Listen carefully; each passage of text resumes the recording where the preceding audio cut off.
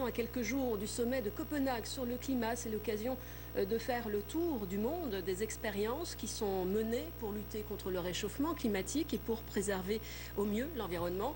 Direction le Canada sous les serres chauffées d'une production de légumes bio. Catherine François. Ici poussent à longueur d'année des tomates et des concombres biologiques dans des serres chauffées par géothermie.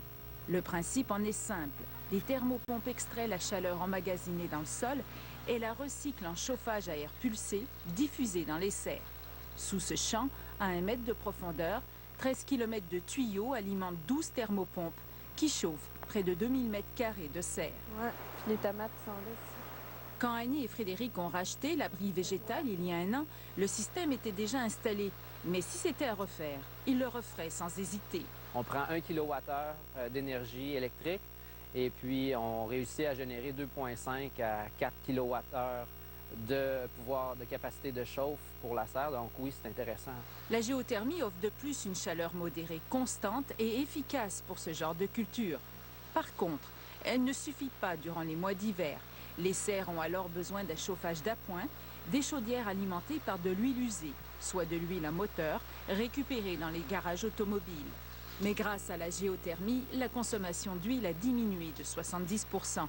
Des économies d'énergie notables de 20 à 25 000 $ par an, même en tenant compte de la consommation d'électricité qui a doublé pour faire fonctionner les thermopompes.